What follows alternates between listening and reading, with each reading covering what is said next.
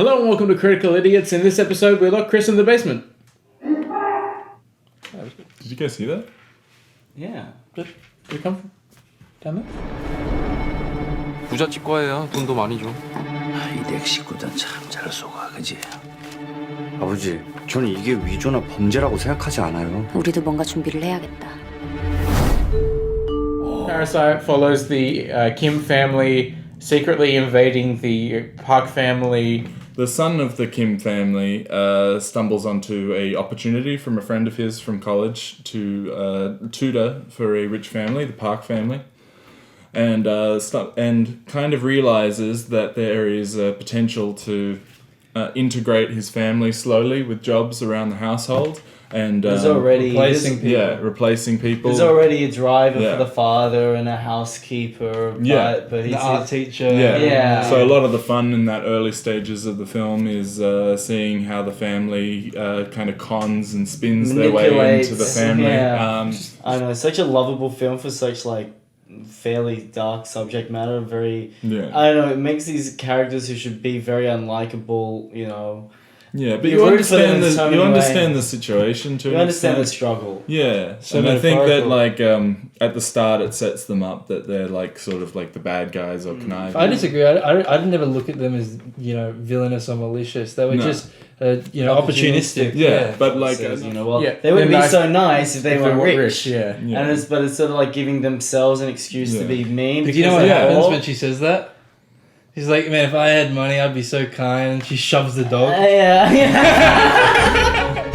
우리 바로 진행하는 거야?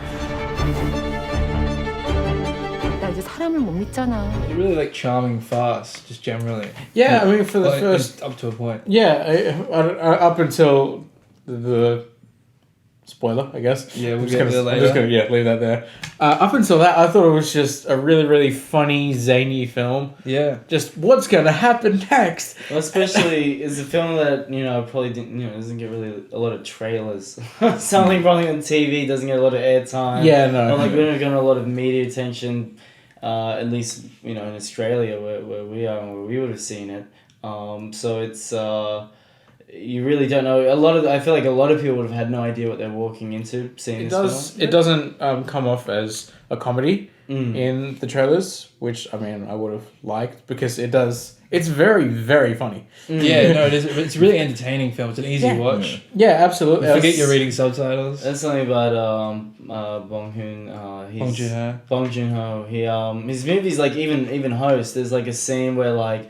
There's like this family and they're mourning the death of somebody, but like they're just so over the top, because they're mourning somebody's death and you are over the top, but they're like, they look filthy and they're sort of falling over themselves because they're also like covered in mud and like they're just like in hysterics. And there's something really funny about it, even though it's really tragic at the same time. Yeah. And he's able to balance that so well. Yeah. And he likes those little touches of characters and things, like little small moments. That one in like Memories of Murder where he could just run and arrest the guy, but instead he's going down like this grassy patch.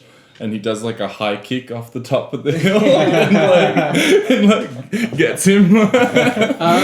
So one of the few issues I did have with this film, part of them related to some pacing issues in places. But I think it was really successful, and we'll talk about the twist, that comes along at a certain point in the film. But after a while, you're like, okay, so obviously the whole family's going to get jobs, and now I'm just watching this happen. And it could have easily just become like, I'm sure there is a version of this script before the basement and everything where it was just this charming little film where they all got jobs, and he's like, no, something needs to happen. Something needs to happen. And they all come clean at the end and they say, we're so sorry. Yeah. This is what we did. And then they apologize to the people whose jobs that they took. And that's what happens. They're walking down the street, they've got these great new lives, and then they look down this alley and there's the old maid of the house who he's just struggling like being homeless. She's just taking cans out of the garbage. They say we can't give you guys out of a job. It's Christmas. Everyone deserves a job on Christmas and a place to eat.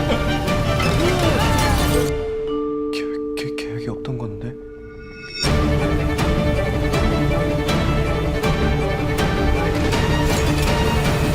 I think you do have to suspend your belief a little bit in this film Just not like in a huge way, like there's anything that's completely absurd, but just like small moments, even including like the bit where it's like he smells like the laundry. It's like, oh, they smell the same. It's like, well, they could all just be using the same laundry powder. Someone could call this film silly. I could understand where that. I think that they were trying to showcase like an unconscious bias in rich people. Yeah. With us, like, it's not intentional, you know, classist or anything, but it is sort of, you know what I mean? It's very unspoken. So I think the smell was trying to communicate that it's like all people on the subway smell like that. And it's like all poor people smell like that. Maybe you could say that's a little obvious, but I think that that's what it was going for. Can we talk about maybe this film is from far my favorite of last year, but possibly my favorite just sequence of last year was the peach sequence.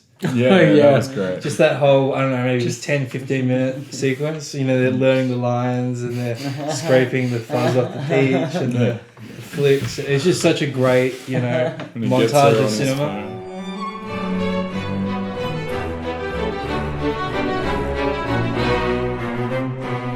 그러니까 다이한테서 들은 바에 의하면 그 아줌마가 엄청 심한 복숭아. It even reminded me a bit of Reservoir Dogs when he's like learning the the commode story. Yeah, it even reminded me of touches of that, you know. Oh yeah. I haven't seen Reservoir Dogs in a long time. I don't remember. Yeah. Do you remember the bit where it's like German how Mr. Orange is like, he turns out to be a cop. Sorry. Spoiler. Spoiler for Reservoir. I'm Yeah.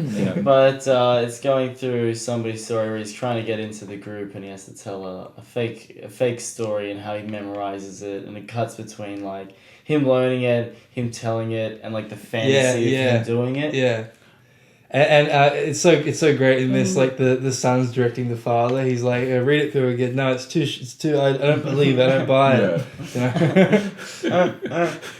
And he's basically directing it like they're doing, like you know, like they're shooting a film. Yeah, and then it cuts to him performing it, and he's like, I don't mean to intrude here, but you know, I was at the hospital yesterday, and I was taking a selfie for my wife, and is that the caretaker? I only met her a few times. Is that her in the background there?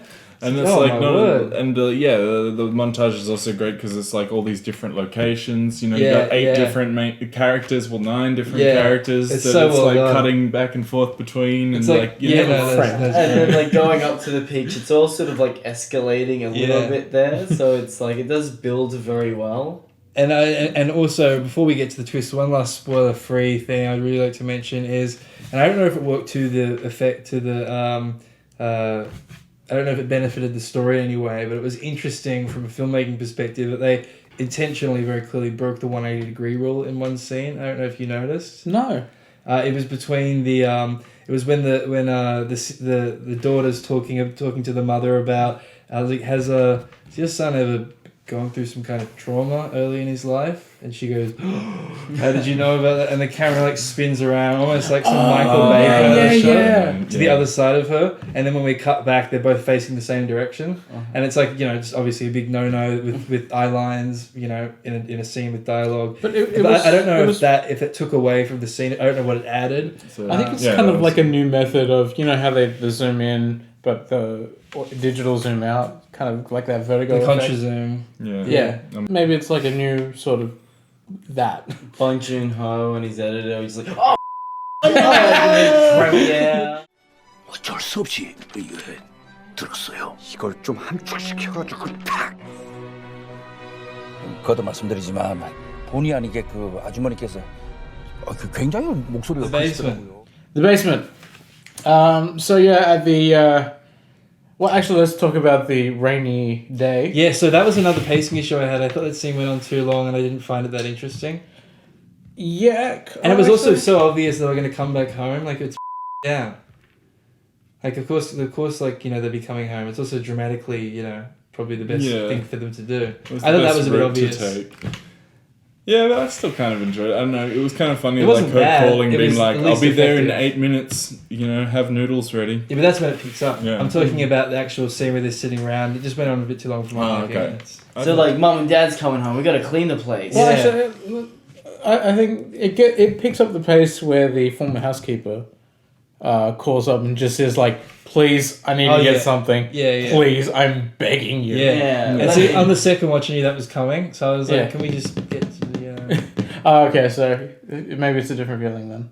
Well, I've only watched it one time. I just it was the least interesting aspect, the least interesting scene possibly to me. Okay, I found it to be the calm before the storm, and it had some nice character moments for the family before shit hit the fan. It's like they've been working so hard and to get to this point, so it's like the first moment they really get to relax. Yeah, and, it's been like we had the big montage, and it's been very edity, and like so it's like kind of nice to just sort of chill because the movie's gonna ramp up real soon. What do you think, Chris? Says it's good. That's right. 정말 만나보시겠어요? I'm deadly serious. 믿는 사람 소개로 연결. 이게 베스트인 것 같아요. 일종의 뭐랄까 믿음의 벨트? You guys catch the metaphor with the ramdon? That it's like the most... Yeah. It's the cheapest food possible. Like it's mixed with the most expensive. These 30-cent noodle packets, with the most quality, sirloin steak, chopped up on top. Like that's a basic Debussy dish. Yeah, it is. Like, I also gotta hand it to him. I want to get back to the basement in a second, but I just wanted to mention before I forgot the sex scene in this is really in your face. Oh yeah! Wow! Yeah. Well, it's not even a sex scene. It's like a realistic sexual interaction. That's why it's so it's just, like over the intense. clothes, like touching and stuff. Yeah. Well, that's a scene that I'm always like, man, that is that Asking requires a lot of an actor. Yeah. That is. Like, do they have like a plate to respect?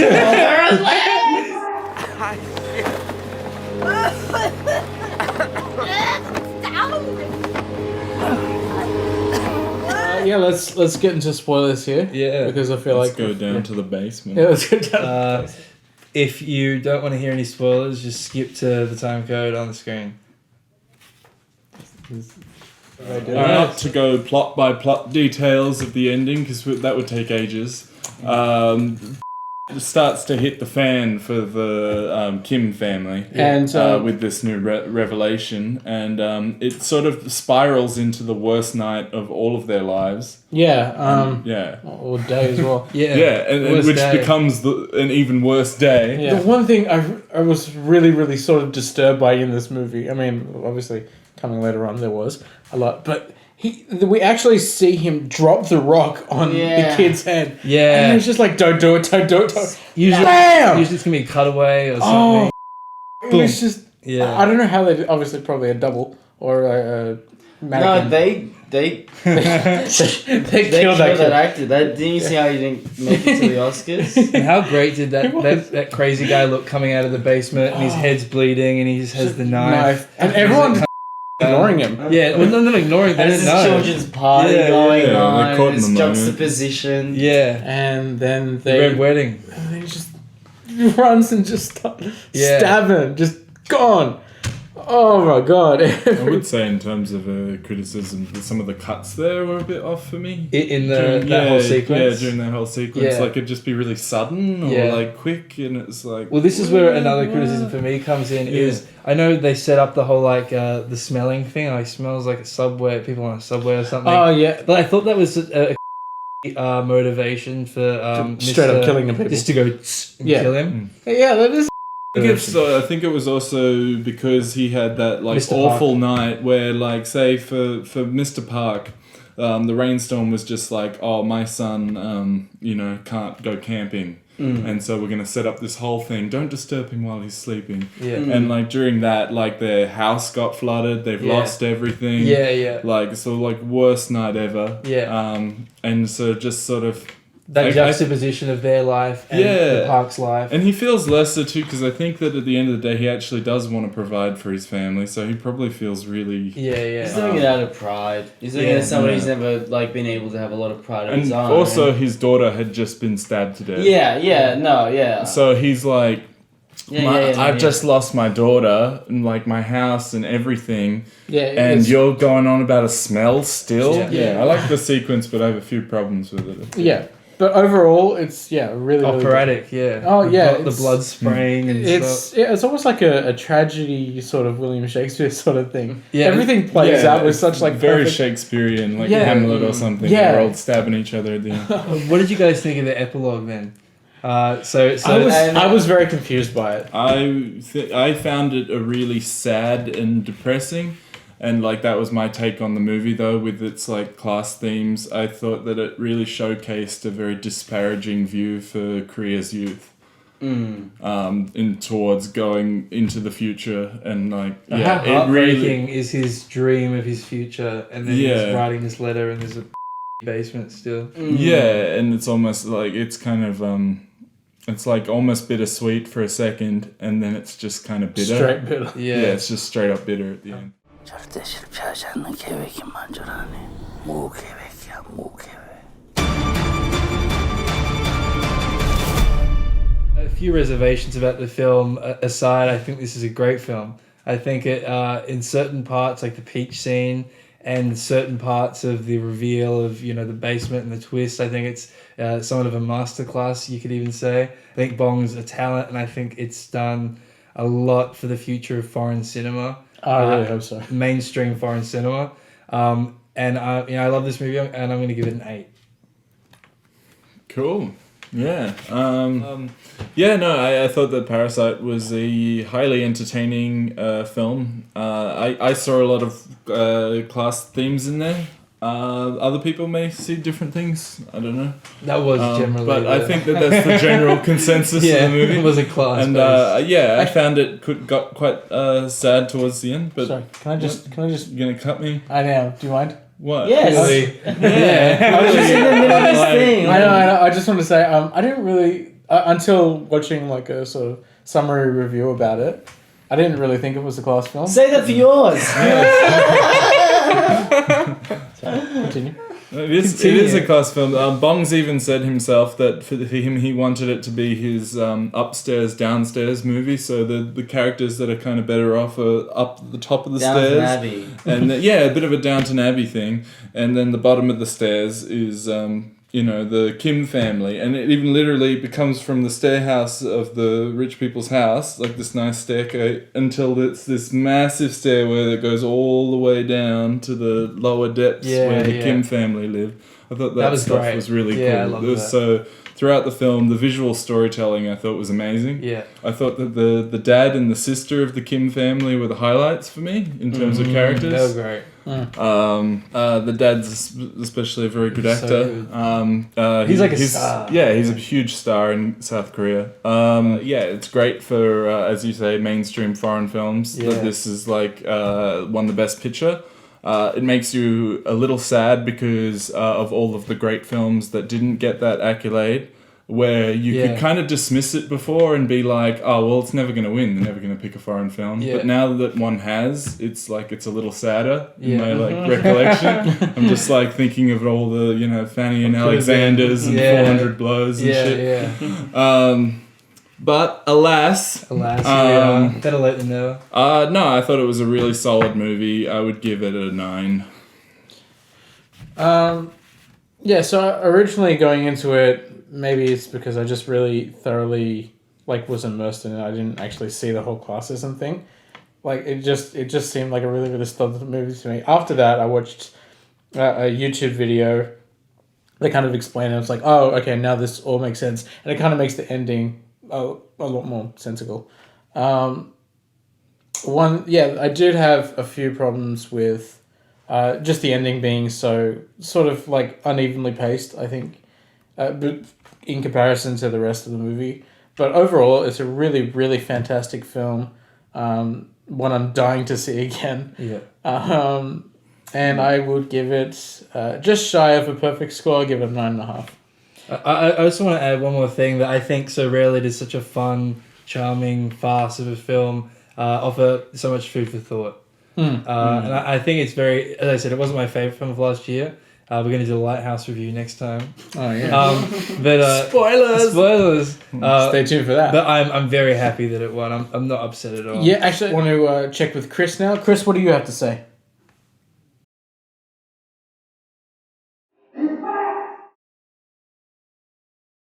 Great. So that's it. And Owen, would you like to take us out? Yeah, no, I highly enjoy this film. It's incredibly entertaining, really well made in all regards and respects. The acting is incredibly good, or just all the characters, all the people in this are so good to watch. That sex scene, that was one of the most demanding performances I've seen by two actors in a very long time. As mentioned, the father was incredible. He's so fun to watch. He just feels so sunken into his character. Not that it's like this method role, but he just feels so natural about In real life, he's probably very much a Mr. Park. Absolutely. And I thought, incredibly well shot. It's so such a great film to look at. It's visually appealing. It's Thank God I didn't have smell-o-vision. Lots of great symbolism. I'm not entirely sure exactly what beyond sort of maybe some of the pacing issues or. It did feel very get to the point from the second half onwards, especially if you think that all of the second half of the movie is one night and one day. Build. It's such a slow build. Usually up to that. This film is definitely for me an 8.5. Cool. A Fellini. All right. Thank you so much for watching again. We beg you to stay tuned for more. Please, Lighthouse next week. Maybe. Depending on the editing schedule. Ye dog, Winslow. Ye dog. Be sure to like, share, subscribe, all that jazz, and we'll see you next week. Ye love my reviews. So my dad came over to my house the other day. And he said, "Oh, I was at the zoo the other day, and the big lion jumped out at me. He went, "Arr!" And I just pants. And I said, "Dad, wow, well, trying to make it a bit less awkward, I was like, I guess I'd pants too if a lion jumped out at me." And he said, "No, just then."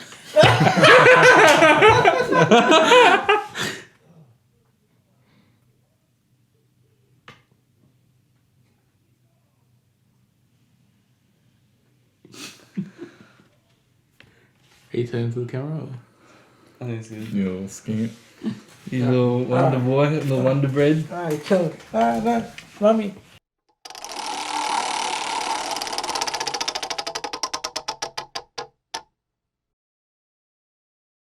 Lighthouse too. Yeah, that's next week.